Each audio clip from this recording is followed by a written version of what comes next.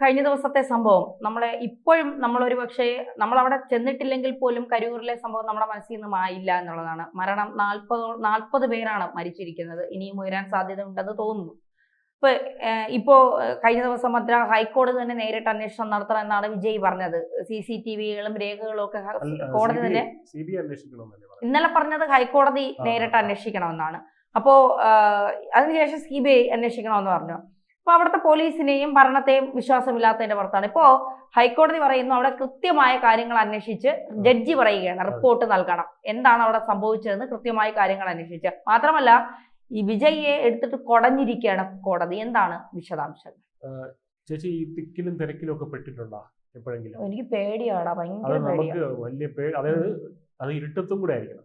ഞാൻ ആ കൂടെ തിക്കും തിരക്കിലും പെട്ടത് ആറ്റുകാൽ പൊങ്കാല. പക്ഷെ അവിടെ എല്ലാ ലൈറ്റും ഉണ്ട്. എങ്കിൽ രാത്രി നമ്മൾ തൊഴാൻ പോയാലും തൊഴാൻ പോകുമ്പോൾ ഉണ്ടാവുന്ന തിക്കും തിരക്കും എനിക്ക് അത് തന്നെ എനിക്ക് പേടിയാ, ഞാൻ പോവാറില്ല. അല്ല, ഇതെന്ന് പറയുന്നത് ഒരു ഭയന്ന ആൾക്കൂട്ടം ഓടുകയാണ്, അതിനിടയിൽ പെട്ടുപോകുക എന്ന് പറഞ്ഞാൽ കുട്ടികളുടെയൊക്കെ അവസ്ഥ കാണിച്ചു നോക്കണം. അതായത് ബോധം കെട്ട് വീണ ആളുകളുടെ പുറത്തുകൂടെ ചവിട്ടിക്കൊണ്ടാണ് ബാക്കി ആൾക്കാർ ഓടുന്നത്. അപ്പൊ ഈ വാരിയല്ലൊക്കെ ശ്വാസകോശത്തിലേക്ക് തുളഞ്ഞു കയറി അങ്ങനെയാണ് മരണം സംഭവിക്കുന്നത്. വളരെ എന്താണ് കാഴ്ചയാണ്. അതായത് നമുക്കിവിടെ ഈ പറയുന്ന ഒരു വിജയ് എന്ന പേരെടുത്ത് ആരും പറഞ്ഞിട്ടില്ല ഇതുവരെ. BJP പേരെടുത്ത് പറഞ്ഞിട്ടില്ല എന്നുള്ള ശ്രദ്ധേയമാണ്. നരേന്ദ്രമോദി, അമിത്ഷായോ അല്ലെങ്കിൽ അണ്ണാമലയോ ഒന്നും തന്നെ പേരെടുത്ത് വിജയെ കുറ്റം പറഞ്ഞിട്ടില്ല. സർക്കാരിനെയാണ് പറഞ്ഞിരിക്കുന്നത്. കാരണം ഈ പറയുന്ന 500 പോലീസുകാരാണ് അവിടെ അയച്ചിരിക്കുന്നത്. വിജയ് വരും എന്നുള്ള ഒരു പ്രതീക്ഷയിൽ. വിജയ് വരുമ്പോൾ അവിടെ എത്രത്തോളം ആൾക്കൂട്ടം ഉണ്ടാകും എന്നുള്ളത് മുൻപ് സർക്കാർ കണ്ടിട്ടുണ്ട്, തമിഴ്നാട് സർക്കാർ. അപ്പൊ അത്രയും പോലീസിനെ അവിടെ അയച്ചിട്ടില്ല എന്നുള്ളത് വളരെ ശ്രദ്ധേയമായ കാര്യമാണ്. പക്ഷെ വിജയ് അവിടെ കുറച്ചും കൂടെ ഉത്തരവാദിത്തപരമായി പെരുമാറണമായിരുന്നു. വിജയിനോട് അരമണിക്കൂർ കൂടുതൽ സംസാരിക്കാൻ പാടില്ല എന്ന് പറയുമ്പോൾ അതൊക്കെ തന്നെ എന്തോ പേടിയുള്ളത് കൊണ്ടാണ് പറയുന്നത്. അതായത് വരുമ്പോൾ അവിടെ പ്രസംഗിക്കുക, അരമണിക്കൂർ പ്രസംഗിച്ചിട്ട് പൊയ്ക്കോണം എന്ന് പറയുമ്പോൾ അത് തന്റെ വാക്കുകളെ പേടിയുള്ളത് കൊണ്ടാണ്. അങ്ങനെയൊക്കെ പറയേണ്ട കാര്യമുണ്ട്. അപ്പം വാക്കുകളെ പേടിയാണെന്ന് വിജയ്ക്ക് ഒരു ഫേസ്ബുക്ക് ലൈവ് ഇട്ടാൽ പോലെ എത്ര പേര് കാണുന്നത് അല്ലേ? വിജയിന്റെ ഈ പറയുന്ന സ്പീച്ചുകൾ എവിടെ നിന്നാണ് തുടങ്ങിയത്? അവാർഡ് മറ്റേ ഓഡിയോ ലോഞ്ചിലെ സ്പീച്ചിൽ നിന്നാണ് വിജയിന്റെ ഇത്തരത്തിലുള്ള പ്രസംഗങ്ങൾ തുടങ്ങിയത്. അതെല്ലാം തന്നെ ഒറ്റ ദിവസം കൊണ്ട് ഇൻസ്റ്റാഗ്രാമിൽ 1 മില്യൺ ഫോളോവേഴ്സ് വന്ന മനുഷ്യനാണ് ഈ പറയുന്നത്. അതെ, ഈ ഓഡിയോ ലോഞ്ചിലെ തന്നെ ഈ പ്രസംഗങ്ങൾ ഒരു എത്ര കോടിക്കണക്കിന് ആളുകളാണ് കണ്ടിരിക്കുന്നത്. അപ്പോൾ ഈ സോഷ്യൽ മീഡിയയുടെ കാലത്ത് ശരിക്കും പറഞ്ഞാൽ ഒരാൾക്ക് സന്ദേശം എത്തിക്കണമെന്നുണ്ടെങ്കിൽ ഒരാൾക്കൂട്ടം വിളിച്ചു വരുത്തേണ്ട കാര്യമില്ല. പക്ഷെ രാഷ്ട്രീയമാണ് ഇതവിടെ കൂട്ടുന്നത്. അപ്പോൾ അരമണിക്കൂർ സംസാരിച്ചാൽ മതി എന്ന് പറയുന്നതിന്റെ യുക്തി മനസ്സിലാക്കാൻ ഈ നടൻ ഒട്ടും തയ്യാറാവുന്നില്ല. എല്ലാം രാഷ്ട്രീയവൽക്കരിക്കാൻ അദ്ദേഹം ശ്രമിക്കുന്നു എന്നുള്ളത് വളരെ പ്രത്യേകമായി എടുത്ത് നമ്മൾ ശ്രദ്ധിക്കണം. അങ്ങനെ ഈ ഒരു നടൻ എന്നുള്ള ഇതിൽ നിന്ന് ഒരു എന്താ പറയുന്ന ഒരു രാഷ്ട്രീയക്കാരൻ എന്നുള്ള രീതിയിലേക്ക് വിജയ് മാറി എന്നുള്ളതാണ് ഇവിടെ നമ്മൾ മനസ്സിലാക്കേണ്ട കാര്യം. അപ്പൊ അതിൽ ഇപ്പോ കരൂർ ദുരന്തത്തിൽ കോടതി സ്വമേധയാ കേസെടുക്കുമെന്നുള്ളൊരു സൂചനയാണ് ഇപ്പൊ പുറത്തു വന്നിരിക്കുന്നത്.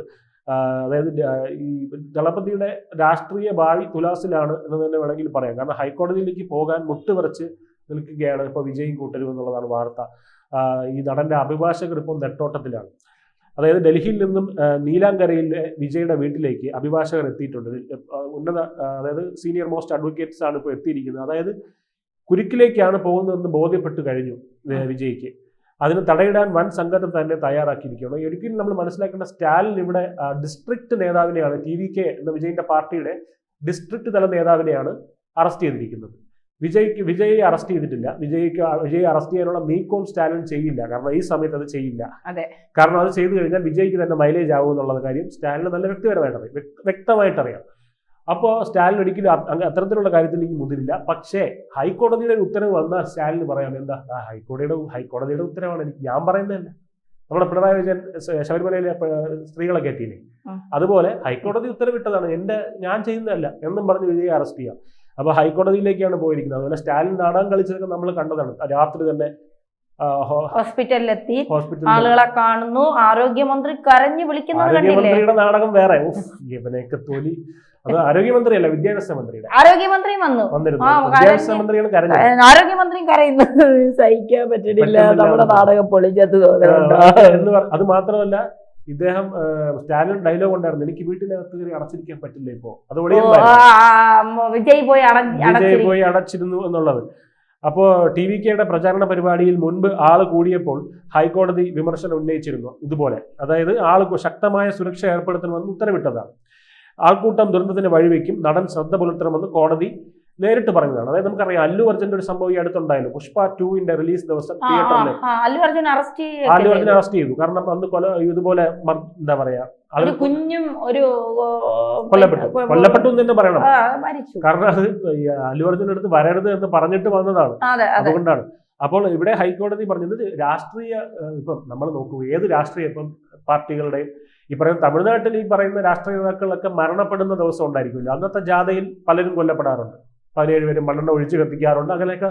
അതല്ലാതെ നമ്മൾ പൊതുവെ കേരളത്തിലോ അല്ലെങ്കിൽ പൊതുവെ ഇന്ത്യയിൽ എവിടെയെങ്കിലും നോക്കിക്കഴിഞ്ഞാൽ ഒരു രാഷ്ട്രീയക്കാരൻ വിളിക്കുന്ന ഒരു ജാഥയിൽ പൊതുവെ ആളുകൾ കൊല്ലപ്പെടാറില്ല. DMK-യോ ഏത് പാർട്ടിയോ BJP-യോ CPM-ഓ ഏത് പാർട്ടിയാണെങ്കിലും ആളുകൾ കൊല്ലപ്പെടാറില്ല. അച്യുതാനന്ദൻ അച്യുതാനന്ദൻ വന്നിടത്ത് കൂട്ടം ആയിരിക്കും. അവിടെ എവിടെയെങ്കിലും ഇതുപോലെ ഒരു കാരണം എന്തുകൊണ്ടാണ്? അവിടെ അത് രാഷ്ട്രീയ പ്രവർത്തകരാണ് അവിടെ വന്നിരിക്കുന്നത്.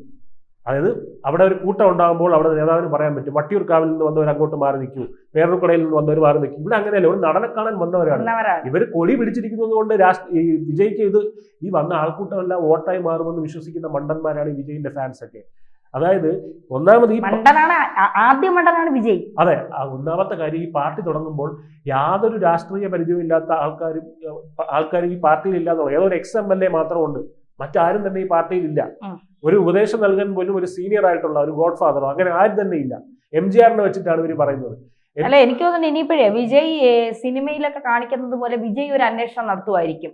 ഇതിന്റെ പിന്നിൽ വിജയുടെ സിനിമയിൽ കാണിക്കുന്നതല്ല നമുക്ക് ഇവിടെ മനസ്സിലായി. അതായത് സിനിമയിലായിരുന്നു സംഭവം ഉണ്ടായിരുന്നെങ്കിൽ വിജയ് അവിടെ ഇറങ്ങിയിട്ട് മാറുന്നില്ല, എല്ലായിടത്തും അവിടെ അങ്ങപ്പോ ഇങ്ങപ്പോ എന്നൊക്കെ പറഞ്ഞിട്ട് കുറെ പേര് അങ്ങോട്ട് മാറ്റി എല്ലാരും വിജയ് രക്ഷിക്കുമായിരുന്നു.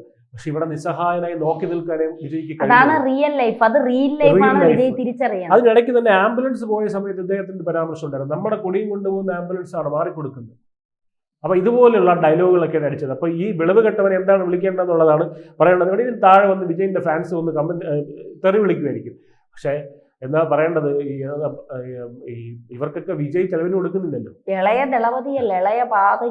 അതാണ് വിളിക്കേണ്ടത്. എന്തായാലും മര്യാദയ്ക്ക് സിനിമയിൽ അഭിനയിച്ച് കുറെ ഫാൻസ് ഉണ്ട്, അവരിത് കണ്ടു. അവിടെയാണ് നമ്മൾ അജിത് കുമാർ നടനെ മാതൃകയാക്കുന്നത്. അജിത് കുമാർ പറഞ്ഞത്, നിങ്ങൾ എന്റെ ആരാധകരായിരിക്കുന്നത് എനിക്ക് ഇഷ്ടമാണ്, പക്ഷേ നിങ്ങൾ എന്റെ ആരാധകരായി മാത്രം ഇരിക്കരുത്, നിങ്ങൾ ജീവിതത്തിൽ വിജയിക്കാൻ കാര്യങ്ങൾ ചെയ്യൂ.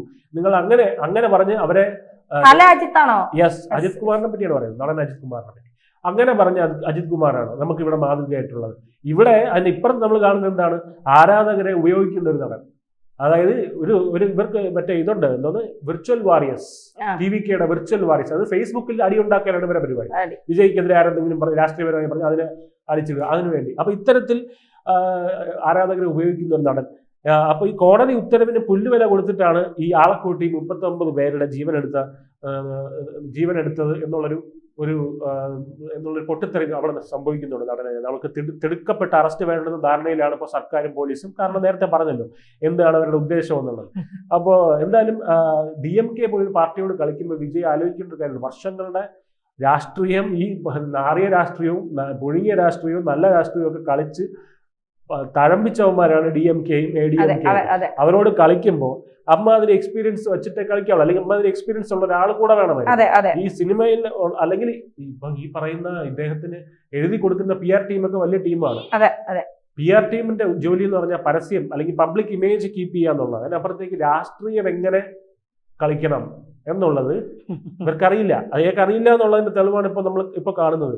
അപ്പോൾ എന്താണ്, പോലീസ് അനുവദിച്ചാൽ കരൂരിലേക്ക് പോകുമെന്നാണ് വിജയ് ഇപ്പൊ പറഞ്ഞിരിക്കുന്നത്. മറ്റൊരു വിമർശനം നടന്നു നേരെ വരുന്നത്, സർക്കാർ 10 ലക്ഷം രൂപ പ്രഖ്യാപിച്ചതിന് ശേഷമാണ് 20 ലക്ഷം രൂപ പ്രഖ്യാപിച്ചത് എന്ന് പറയുന്നുണ്ട്. അപ്പൊ ഇവിടെ എല്ലാം അത് ഇനിയിപ്പോ ചെയ്യുന്നതും ചെയ്യാത്തതും എല്ലാം കുറ്റം ആളുകൾ കണ്ടുപിടിക്കും. നമ്മൾ കഴിഞ്ഞ ദിവസം ആളുകളുടെ പ്രതികരണം കണ്ടതാണ്, ആർക്ക് വേണം അവന്റെ പിച്ചക്കാശ്, ഇത്ര പേരുടെ ജീവൻ പോയി, അവനാലെ എണ്ണ ചെയ്യ മുടിയും, അടുത്ത ഊരിലേക്ക് ഇന്ത മുഖം വെച്ച് അവൻ പ്രചരണത്തിന് പോകുമോ എന്നൊക്കെയാണ് ചോദിക്കുന്നത്. ഇനി അവൻ പ്രചരണത്തിന് പോയാൽ അവനെ ഞങ്ങൾ ചെരുപ്പൂരി അടിക്കും. ഇവിടെ ദുരന്തം ഉണ്ടായപ്പോൾ അവൻ അവിടുന്ന് പോയി AC റൂമിലല്ലേ കിടന്നത്, ഞങ്ങൾ ഇവിടെ തെരുവിൽ കിടക്കുകയാണ്, രാഷ്ട്രീയം ചെയ്തോ, പക്ഷെ അതിന് ഇതുപോലെ കൂട്ടത്തെ കൂട്ടി മറ്റുള്ളവരുടെ മുന്നിൽ മാസ് കാണിച്ച് ആൾക്കാരെ കൊലക്കി കൊടുക്കരുത്. അവർക്ക് ആൾക്കാർക്ക് കാര്യം മനസ്സിലായിട്ടുണ്ട്. ഈ വൈകി വന്നത് ആളെ കൂട്ടാൻ വേണ്ടിയാണെന്നും സ്റ്റാലിന് മറുപടി കൊടുക്കാൻ വേണ്ടിയായി. അവിടുത്തെ സെന്തിൽ എന്നൊരു മന്ത്രി ഉണ്ടായിരുന്നു, സെന്തിൽ ബാലയ്ക്ക് മറുപടി കൊടുക്കാൻ വേണ്ടിയാണ്. എനിക്ക് നീ ചെറിയ ഗ്രൗണ്ട് തന്നാലും അവിടെ ഞാൻ ഇത്രയും സെന്തിൽ ബാലാജിക്ക് അവിടെ നല്ല പിന്നെ മറ്റേ ആളുകൾ, അയാൾക്ക് ഭയങ്കര സ്വാധീനമുള്ള മേഖലയാണ് ഈ കരൂർ എന്ന് പറയുന്നത്. അതുകൊണ്ട് അയാളെക്കാട്ടിലും ആൾ എനിക്കുണ്ട് എന്ന് അറിയിക്കാൻ വേണ്ടി വന്നതാണ്. ഇപ്പോ അതായത് അവർ ഒരു കാര്യം മനസ്സിലാക്കേണ്ടത്, ഒരുപക്ഷെ DMK-യുടെ കൈകൾ ഇതിനകത്ത് ഉണ്ടായിരിക്കും, കറുത്ത കൈകൾ ഇതിനകത്ത് ഉണ്ടായിരിക്കാം. തീർച്ചയായിട്ടും DMK-യുടെ പോലീസാണല്ലോ, അപ്പൊ ഉണ്ടായിരിക്കാം. പക്ഷെ ഇതിന് വഴിയൊരുക്കിയതാരാണ്? ഇപ്പോൾ ചെറിയ രണ്ട് രീതിയിൽ വിജയ്ക്ക് അവിടെ കാര്യങ്ങൾ നോക്കാമായിരുന്നു. ഒന്ന്, ചെറിയ ഗ്രൗണ്ട് തന്നപ്പോൾ ഇല്ല, ഈ പരിപാടി അവിടെ നടത്തുന്നില്ല, മാറ്റിവെക്കാം. വലിയ ഗ്രൗണ്ട് തന്നിട്ട് ഹൈക്കോടതിയിലേക്ക് പോകാമല്ലോ. വലിയ ഗ്രൗണ്ട് തരുന്നില്ല, അനുമതി തരുന്നില്ല, ബാക്കി എല്ലാ പാർട്ടിയും കൊടുക്കുന്നുണ്ട്, എനിക്ക് തരുന്നു, എന്റെ പാർട്ടിക്ക് തരുന്നില്ല എന്ന് പറഞ്ഞ് ഹൈക്കോടതിയിൽ പോകാം. വലിയ ഗ്രൗണ്ട് കിട്ടിയിട്ട് പരിപാടി അവതരിപ്പിക്കുള്ളൂ എന്ന് പറയാം. ഇനി അതല്ല, ആ ചെറിയ ഗ്രൗണ്ടിൽ പരിപാടി അവതരിപ്പിക്കുകയാണെങ്കിൽ ഉച്ചയ്ക്ക് 2 മണിക്ക് തന്നെ കൃത്യമായി എത്താൻ, നേരത്തെ മുൻകൂട്ടി ദിവസങ്ങൾക്ക് മുൻകൂട്ടി നിശ്ചയിച്ച പരിപാടിയാണല്ലോ, അന്ന് ഏത് വിധേന 2 മണിക്ക് എത്താനായിട്ട് ശ്രമിക്കാമായിരുന്നു. കാരണം ഇത്രയും ചെറിയ സ്ഥലത്ത് ഇത്രയും ആളുകൾ ഒത്തുകൂടാൻ പാടില്ല, അല്ലെങ്കിൽ കഴിവതും നേരത്തെ. പക്ഷെ 6 മണിക്കൂറാണ് വൈകി വന്നത്, അവിടെ ഇരുട്ടുകയും ചെയ്തു. കറണ്ട് കട്ട് ചെയ്യുമെന്നുള്ളത് നേരത്തെ തന്നെ വിജയ് പറഞ്ഞിട്ടുണ്ട്, എന്റെ പരിപാടികളിൽ കറണ്ട് കട്ട് ചെയ്യാറുണ്ട് എന്നൊക്കെ. അപ്പൊ രാത്രി എങ്ങാനും കറണ്ട് കട്ട് ചെയ്താൽ ഇത് വിജയ്ക്ക് മുൻകൂട്ടി ചിന്തിച്ചൂടെ? DMK എല്ലാം കള്ളന്മാരാണെന്നാണല്ലോ വിജയ് തന്നെ പറയുന്നത്, DMK എല്ലാം കഴുകന്മാരാണ്. അപ്പൊ ഈ കഴുകന്മാരെ ഏത് രീതിയിൽ ചിന്തിക്കുമെന്ന് ഇവർക്ക് വിജയ്ക്ക് ചിന്തിക്കാൻ പറ്റാതെ പോയത് വിജയിന്റെ രാഷ്ട്രീയ അപക്വത തന്നെയാണ്.